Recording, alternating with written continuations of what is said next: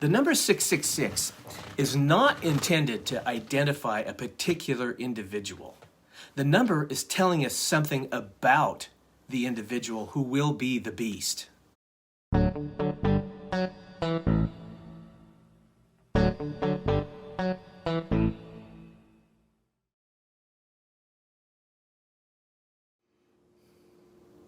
Well, the number 666 is so well known by Christians and non-Christians alike of being associated with evil that people will actively go out of their way to avoid things related to the number.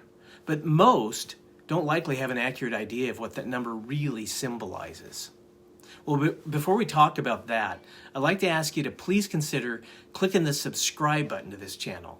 That act of support would mean a great deal to me and would help out a lot. One of the most controversial passages of Scripture found in the Bible is in Revelation chapter 13. It has to do with the interpretation of what the number 666 should be. Here's what that passage says. This is Revelation chapter 13, verse 18. This calls for wisdom.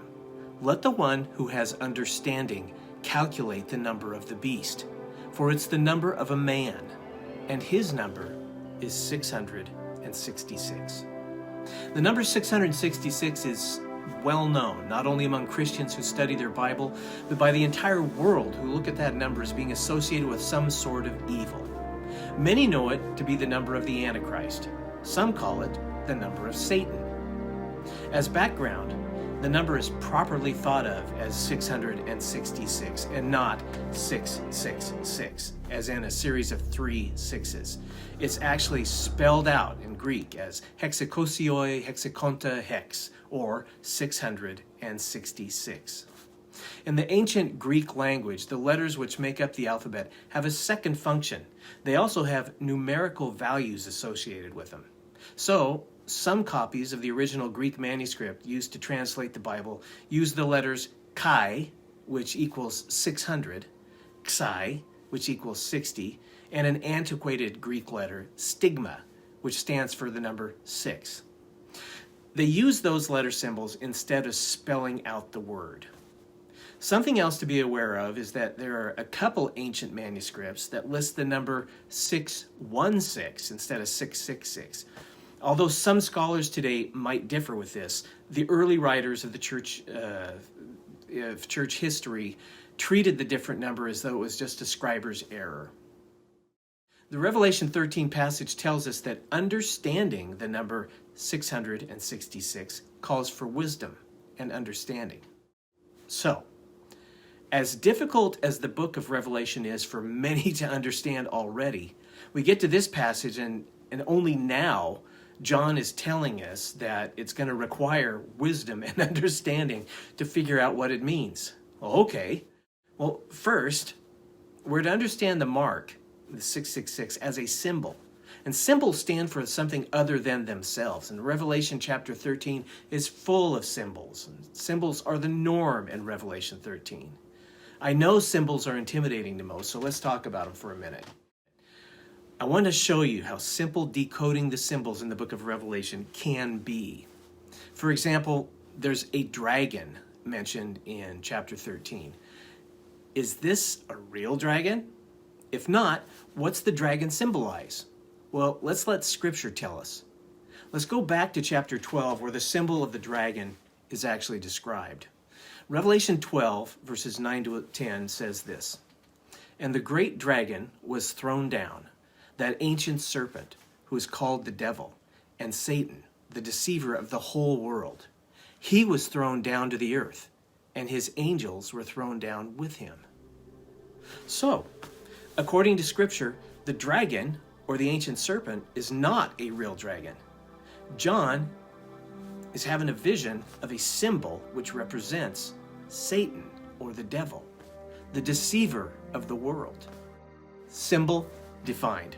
Scripture plainly defined it. No mystical knowledge or seminary required. Well, what about the horrendous beast we see rising out of the sea? That beast we read of in chapter 13 is defined up ahead in chapter 17 when an angel explains to John what it represents. We come to find out that the beast in Revelation 13 represents a person of great authority, like a king. The beast also represents his kingdom. This individual and his kingdom is the final iteration of what have been several other kings and kingdoms of the past, which were all a part of the same beast. This final individual, which makes up a part of the beast, is the Antichrist. We see another beast in Revelation chapter 13. It turns out he is also only human. This beast is called the false prophet, 3 different times, again on up ahead in Revelation now. You see, symbols found in prophetic scripture are often explained in close proximity to where they're used. I believe that's the case with the number, which is symbolic, 666. So when we have an obvious symbol, it's our job to find out its meaning according to Scripture and not just make it up. Let Scripture define Scripture.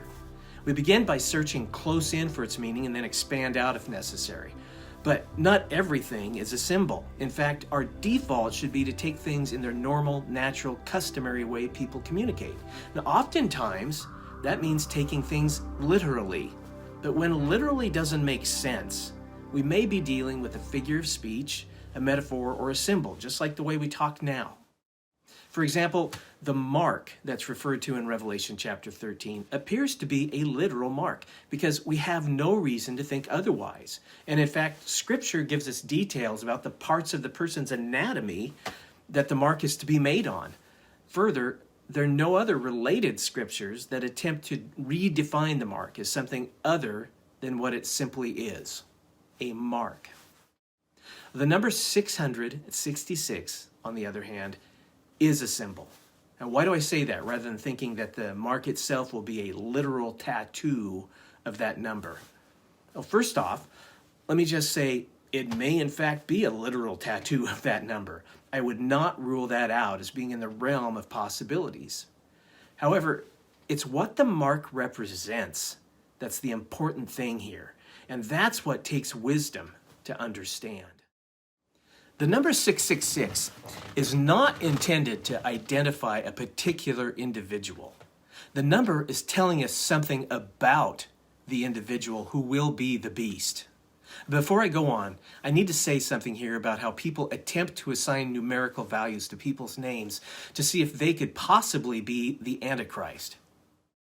Prince Charles, Ronald Reagan, Donald Trump, the Pope, Nero, Hitler, Mikhail Gorbachev, take your pick. People play pin the tail on the Antichrist and have missed every time. The practice of giving numbers meaning by assigning them letters in the alphabet equivalents and seeing what they spell or add up to or multiply to could possibly symbolize is called gematria. People have been practicing gematria since ancient times. If you want to see the many reasons why I'm convinced using this technique is at least not the primary purpose of the number 666 and what it was intended for, please watch my video on why 666 does not represent Caesar Nero. I'll put a link to that video down below, maybe in the comments. If the number 666 ends up actually being associated with the spelling of the Antichrist's name, great. But we're only going to know that's true after the fact, after we know who the Antichrist is because of the things that he does. The number, if it has any use in identifying an individual, will only serve as a confirmation. But again, there's much more significant meaning behind the number 666. If you read Revelation, which you should if you haven't, you'll notice the number 7 is used many different times. In fact, the word is used 55 times. However, interestingly, if you eliminate the times it's repeated in a sentence, it's used 49 times, which is 7 times 7. There's also many things which occur that are mentioned in Revelation that take the form in sevens. They happen 7 times in Revelation without actually using the word 7. Like the word earthquake occurs 7 times, the phrase the book of life. In other words, Revelation is packed full of sevens, and no one can say this is an accident or a coincidence. 7 is not a random number. It's a significant number and has a significant meaning. This book is nothing less than the will of God for our future. It's not man's plan, it's God's plan. The numbers 3, 7, 10, and 12 were considered perfect numbers by the Hebrews. The number 7 is God's number of fullness or completeness. It's God's numerical identity or fingerprint. With the fact that 7 represents God, that 7 is used everywhere in Revelation, the number 666 stands out in contrast. Well, keeping that in mind, let's look at what's being said in Revelation chapter 13. Well, what we find is that the beast, or the Antichrist, is being worshipped as though he is God. In chapter 13, verse 4, we see the phrase, "And they worshipped the beast." In verse 8, it says, "And all who dwell on the earth will worship it." In verse 12, we see the second beast, or who we know to be the false prophet, making the earth and its inhabitants worship the first beast. Then in verse 14, the false prophet causes people to make an image of the beast. In other words, an idol to be worshipped. And in verse 15, we read that those who would not worship the image of the beast will be slain, will be put to death. Well, besides Revelation 13, the Apostle Paul tells us that the Antichrist, the one he refers to as the man of lawlessness and the son of destruction, will reveal himself by taking his seat in the temple of God and proclaim himself to be God. Why is it the beast and his false prophet think that they can get away with the Antichrist claiming to be God and subsequently being worshipped as God? Well, those answers are also found in Revelation chapter 13. First, we read in verse 3 that the Antichrist will sustain a deadly or fatal head wound.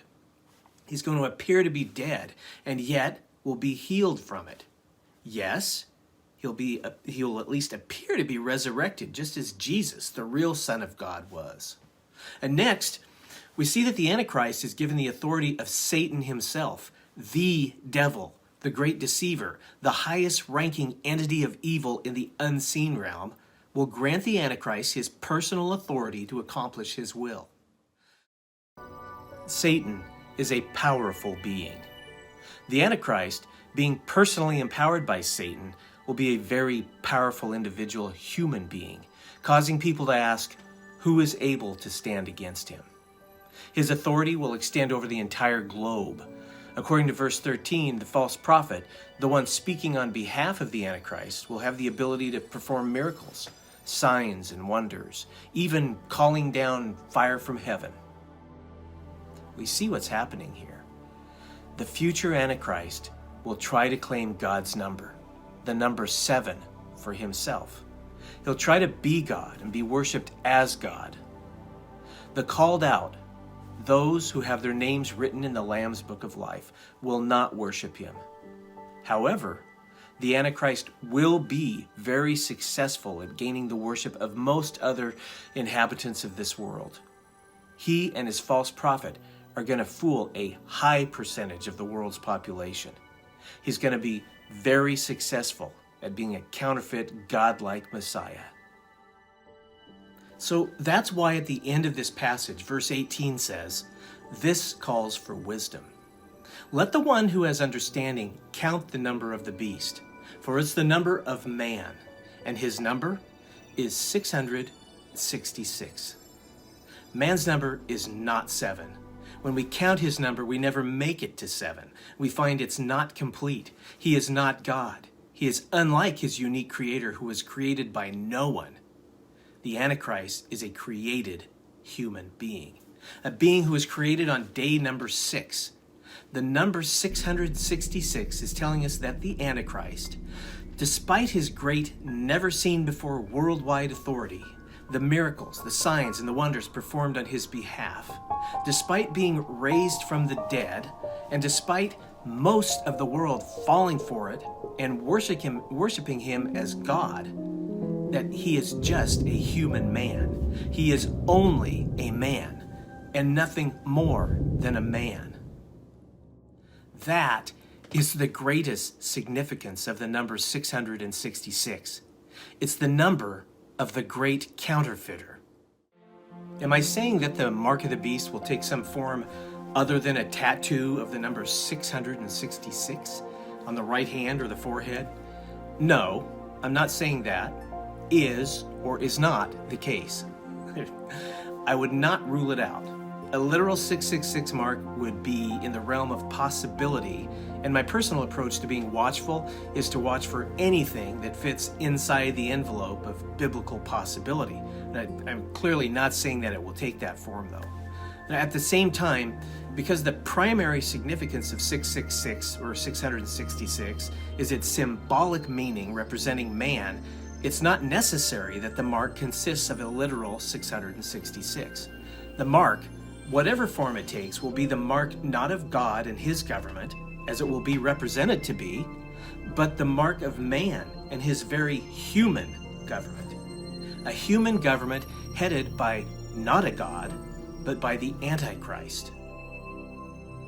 Well, that's my take on the meaning behind the number 666. I hope it helps. But don't take my word for it. Please carefully study Revelation chapter 13 for yourself and see what you think.